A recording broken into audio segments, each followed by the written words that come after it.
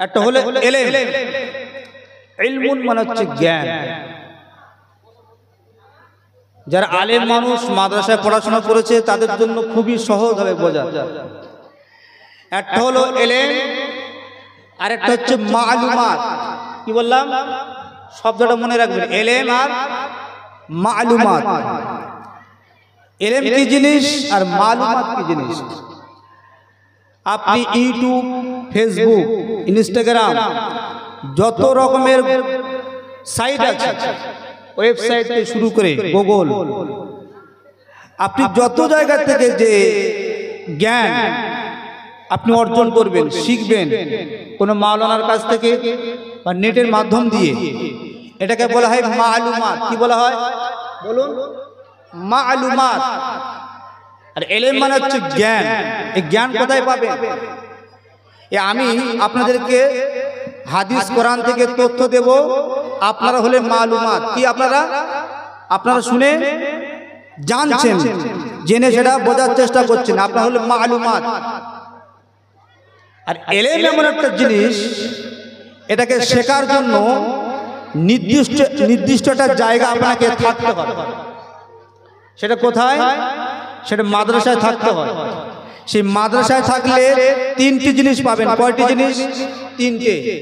ইলম পাবেন, মালুমাত পাবেন এবং মুআল্লিম পাবেন। মুআল্লিম মানে শিক্ষক পাবেন। অর্থাৎ ইলম যেটা আপনি শিখছেন, শিক্ষক আপনাকে বলছে, শিক্ষকের মারফতে মালুমাত হলেন এবং কিতাব থেকে ডাইরেক্ট আপনি আপনার চোখ থেকে দেখে নিলেন, এর নাম ইলম। রাসূল পাক সাল্লাল্লাহু আলাইহি সাল্লাম বলেছেন, এই ইলমটাকে এক সময় আমি উঠিয়ে নেব। কি করব? উঠিয়ে নেব। ভালো করে শুনুন। থাকবে কারা? মালুমাত থাকবে। এবং ইলম যখন উঠিয়ে নেবেন, আলেমও যদি থাকে, এই মালুমাতের সাথে সামঞ্জস্য হয়ে যাবে। অর্থাৎ একটা সাধারণ মানুষ যেভাবে জীবনযাপন করে, একটা ইলম অর্থাৎ জ্ঞান অর্জন করা একটা আলেম, তাদের সঙ্গে থাকতে থাকতে তাদের মধ্যে মালুমাতের মতো আচার ব্যবহার তারা করতে থাকবে। তখন মূর্খ যারা, অজ্ঞ ব্যক্তি যারা যোগ্য জায়গায় বসে যাবে, ইমাম হয়ে যাবে, নেতা হয়ে যাবে, তারা নেতৃত্ব দেবে। এই সমস্ত মালুমাত যারা, রাসূল পাক সাল্লাল্লাহু আলাইহি ওয়াসাল্লামের কথা, যদি কেউ মালুমাত ব্যক্তি, ভালো করে শুনে নেন, মালুমাত ব্যক্তি যদি কোনো হাদিসের, সে হাদিসের উপরে সে যদি জোর দেন, মালুমাত ব্যক্তি, তাহলে সে মুস্তাহিদ হয়ে যায়। মুস্তাহিদ বোঝেন? মুস্তাহিদ সে হয়ে যায়।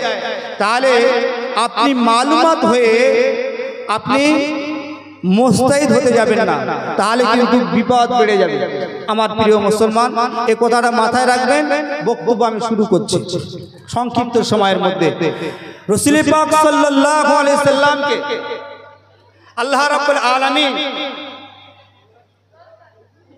আমাদের কাছে কেন পাঠালেন? অনেক নবী তো আল্লাহ পাক পাঠিয়েছিলেন, কিন্তু রাসূল পাক সাল্লাল্লাহু আলাইহি সাল্লামকে আল্লাহ পাক পাঠালেন কেন?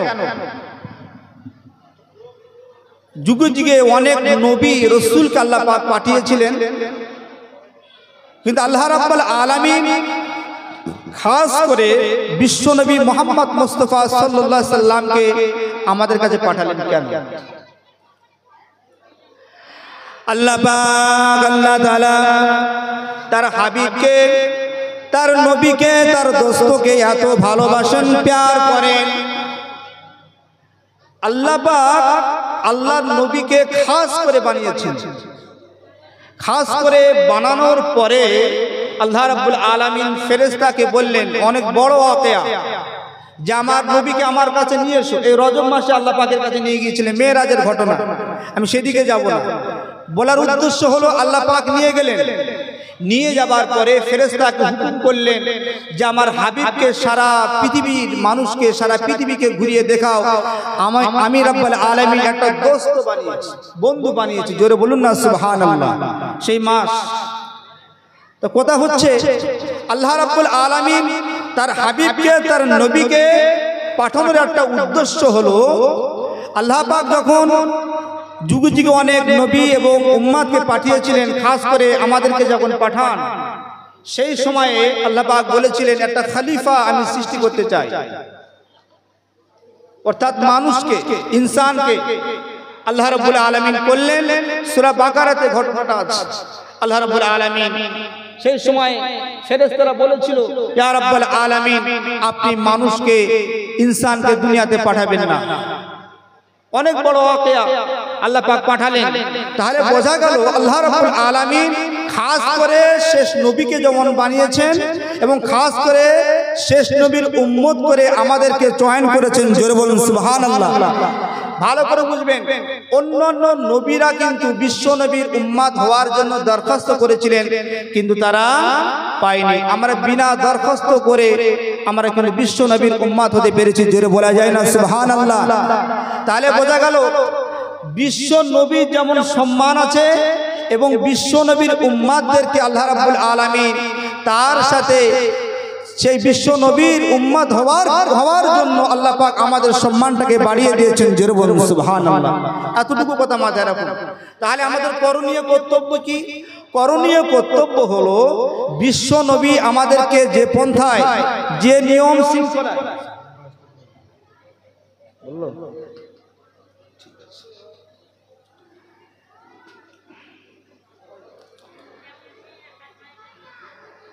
বিশ্বনবী হুজুর পাক সাল্লাল্লাহু আলাইহি সাল্লাম যে রুলস, যে সিস্টেম আমাদেরকে শিখিয়েছেন, যে সিস্টেম অনুযায়ী যদি আমি আপনি চলতে পারি তাহলে কিন্তু কিয়ামতের ময়দানে, কাল মাহশারের ময়দানে বিশ্ব নবীর সম্মুখে, আল্লাহ রাব্বুল আলামিনের সম্মুখে আমরা কিন্তু দাঁড়াতে পারবো। জোরে বলুন সুবহানাল্লাহ।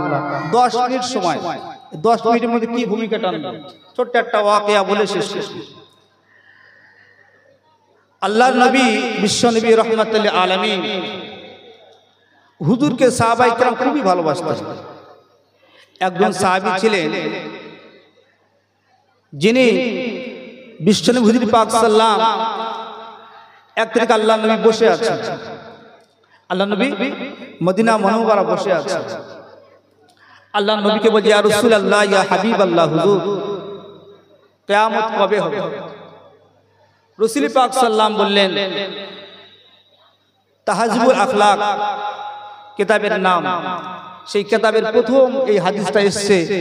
আল্লাহ নবী বলছেন 5টা বিষয় আল্লাহ পাক আমাকে জানাননি, তার মধ্যে কিয়ামত কবে হবে, মৃত্যু কখন হবে, কার নসিবে কি লেখা আছে, এমন করে 5টা জিনিস আল্লাহ নবী বললেন। তো রাসূল পাক সাল্লাম বললেন, তবে কিয়ামত কবে হবে এটা আমি বলতে পারবো না, কিন্তু কিয়ামতের নিদর্শন, কিছু আলামত আমি বলতে পারি। জোরে বলুন না সুবহানাল্লাহ। আল্লাহ নবী বিশ্ব নবী রাহমাতুল লিল আলামিন বলেন, আখিরি জামানাতে যখন তোমরা দেখতে পাবে মসজিদে, মাদ্রাসাতে, বিভিন্ন জায়গাতে, যে সমস্ত জায়গায় যোগ্য ব্যক্তি বসার যোগ্যতা রাখে, ওই সমস্ত জায়গাগুলো অজ্ঞ ব্যক্তি যারা হবে, মূর্খ ব্যক্তি যারা হবে, তারা দখল করে রাখবে। আল্লাহ নবী বলেন, আখিরি জামানাতে তোমরা দেখতে পাবে, যে সময় তোমরা দেখবে মেয়েরা আসল চুলে নকল চুলটা, পর চুলটা লাগিয়ে ঘুরবে, ওটা হলো কিয়ামতের আলামত। আল্লাহ নবী আরো বলেন, আখিরি জামানাতে তোমরা দেখতে পাবে সে এমন একটা জামানা আসবে, আল্লাহ নবী বলেন, বিশ্ব নবী রাহমাতুল লিল আলামিন বলেন, আব্বা আম্মাকে তারা চাকর মনে করবে। আল্লাহ নবী আরো বলেন, আল্লাহ নবী বলেন, আখিরি জামানাতে তোমরা দেখতে পাবে অজ্ঞ ব্যক্তি, মূর্খ ব্যক্তি যারা, তারা মসজিদে ইমামতি করবে। আপনাদের এখানে নাই, আছে? এখানে নেই বললে বড্ড কষ্ট লাগে। আপনার বিবেক করা দরকার। রাসূল পাক সাল্লাল্লাহু আলাইহি সাল্লামের সুন্নাত হলো দাড়ি। আপনি ইমামতি করছেন, মসজিদে ইমামতি করছেন, আপনার লেবাসটা আপনার সুন্দর যে লেবাস আল্লাহ নবী শিখিয়েছে সেই লেবাস আপনার যখন নাই আপনি কেমন করে ইমামতির জায়গাতে দাঁড়াতে পারেন? আপনার কি বিবেকে এতটুকু আপনার হয় না? এতটুকু বোধগম্য নেই? তাহলে এগুলো আপনার বিবেককে আপনি প্রশ্ন করুন। রাসূল পাক সাল্লাল্লাহু আলাইহি ওয়াসাল্লাম বলেন, আখিরি জামানাতে দেখতে পাবে ঘরে ঘরে তারা উলঙ্গ নারীদের, তারা ঘরে বসে টিভি তারা দেখবে।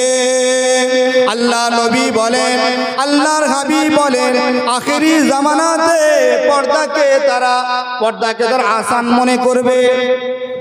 নামাজ পড়া কি? নামাজ পড়া কি বলুন? ফরজ। রোজা রাখা কি? ফরজ। নামাজ ঘুরিয়ে দেবো, আইয়ুব নবীর ঘটনা ধরবো কি গো? নামাজ পড়া কি? ফরজ। রোজা রাখা ফরজ। হজ করা ফরজ। ইলম শিক্ষা করা কি বলুন? তলাবুল ইলম ফরিদাতুন আলা কুল্লি মুসলিমিন ওয়াল মুসলিমাত। আপনি মালুমাত হয়ে ইউটিউব থেকে ফেসবুক থেকে শিখে বড় হুজুর হয়ে গেছো, শুনে নেন কানটা খাড়া করে।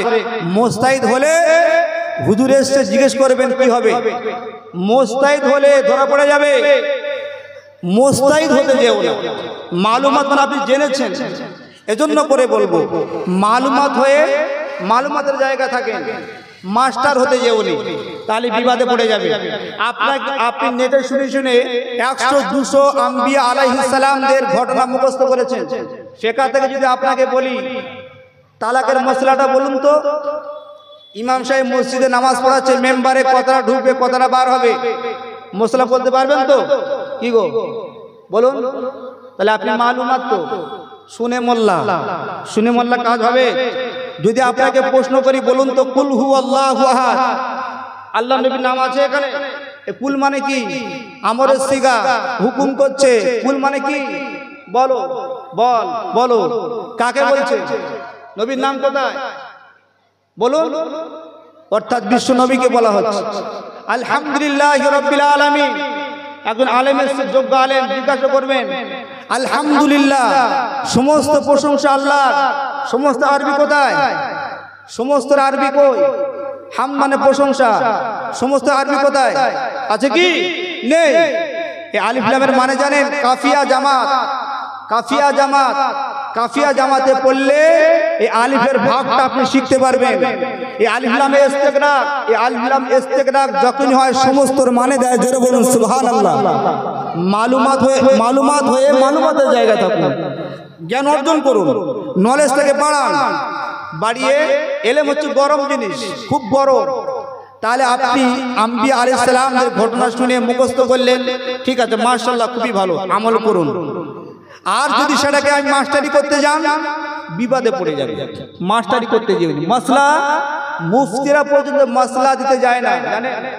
হট করে মশলা দিতে যায় না। জানলেও দেব না, আমি জানলেও দেই না। কেন? আমি মুফতি হলে ফতোয়া সিগনেচার করতে হবে, ক্ষমতা আছে আপনার, বড় বড় ফতোয়া দিয়ে দেন। লা মুজাবিদের সাথে শুনে না, লা মুজাবিদের সাথে বিয়ে হারাম। নাসিরউদ্দিন চাঁদপুরি এবং বাংলাদেশের নাম বলে শুনে নেন, ইনায়াতুল্লাহ আব্বাসী বলে দিয়েছে লা মুজাবির বাড়িতে পানি খাওয়া হারাম। কি বুঝলেন? লা মুজাবি যারা মুজাবকে মানে না, তাদের বাড়িতে পানি খাওয়া পর্যন্ত হারাম ফতোয়া দিয়ে দিয়েছে। বিয়ে তো দূর কি বাত, কোথায় আছেন? রাসূল পাক সাল্লাল্লাহু আলাইহি বলেছেন ফেরকা করা হবে। বলুন কটা ফেরকা হবে? 73টা ফেরকা হবে। একটা দল জান্নাতে যাবে। কোন দল? কোন দল? হিজবুল্লাহ। কোন দল? কোরআনে এসেছে। একটা হিজবুশ শয়তান। বলুন কার কথা? কোরআনের কথা বলছি, আমার বানানো কথা বলছি না। আলেম আছে, জিজ্ঞাসা করে দেখবেন। হিজবুল্লাহ বলতে কে? আল্লাহর দল। শুধু কি ফুরফুরা সিলসিলা? কি গো শুধু কি ফুরফুরা সিলসিলা নয়, যারা আল্লাহর দল করে তারাই জান্নাতি। জোরে বলুন সুবহানাল্লাহ। ভালো করে বুঝবেন, আমাকে ভুল বোঝার চেষ্টা করবেন। আমাকে যারা ভুল বুঝবেন কিন্তু ভুলই বুঝে থাকবেন। ভালো করে বুঝুন, মরে আমরা সবাই একদিন চলে যাব, কিন্তু যে জিনিসটা সঠিক সেই জিনিসটা আমি বলার চেষ্টা করি। আর একটা তথ্য আমি বলি। আচ্ছা বলুন তো, হুজুর বলবে আপনি গোল জামা পরেন, ফুরফুরা সিলসিলা করেন, এজন্য আপনার দিকে টেনে বলছে না ইয়া নবী সালামু আলাইকা, আছে না নাই? কি গো, আছে না নাই? যদি ভুল বলে আপনারা আমাকে প্রশ্ন করুন। ইয়া নবী মানে কি? হে হে, ইয়া আয়া আছে না হরফে নেদা? তা যারা বলছে যে বিশ্ব নবীকে হে বলছো, আরে পাগল, আমি তোমাকে প্রশ্ন করছি, বলো তো দেখি। তার নবীর ক্ষেত্রে হে বলা যাবে না, ঠিক আছে। অন্য জায়গায় আল্লাহ পাক নবীদেরকে আমার নবী ছাড়া ইয়া ইয়া শব্দ ব্যবহার করেছে, ইয়া মুসা। কিন্তু আপনি বলছেন যে বিশ্ব নবীকে ইয়া আইয়ুহা বলতে হবে, এটাই তো প্রশ্ন। ভালো করে শুনুন, শোনার সময় শুনেন না আপনি, আমি বলছি শুনেন। আল্লাহ পাক কোরআনে বলেছে কুল ইয়া আইয়ুহাল কাফিরুন, কুল ইয়া আইয়ুহাল কাফিরুন। তা কাফেরদের জন্য এখানে আইয়ুহা কেন ব্যবহার করলেন? আইয়ুহা কেন ব্যবহার করলেন? তাকবীর দাও, নারে তাকবীর, নারে তাকবীর। তা কুল ইয়া আইয়ুহাল কাফিরুন, তা কাফেরদের আগে, এই কাফেরের আগে আইয়ুহা কেন ব্যবহার করলেন? বুঝতে পারছেন না কথা? তা নবীর জন্য ইয়া আইয়ুহাল মুজাম্মিল, ইয়া আইয়ুহাল মুদাসসির আল্লাহ বলেছেন, কিন্তু কাফেরদের জন্য বলেছে কুল ইয়া আইয়ুহাল কাফিরুন। প্রশ্ন আপনার কাছে থাকলো, হুজুর এসে বাকিটা কুল ইয়া আইয়ুহাল কাফিরুনটা হুজুর বলে দেবে। সংক্ষিপ্ত সময় যতটুকু আমি বলেছি, বলার মধ্যে কারো দিলে কষ্ট লাগলে আল্লাহর রাস্তায় মাফ করবেন। আর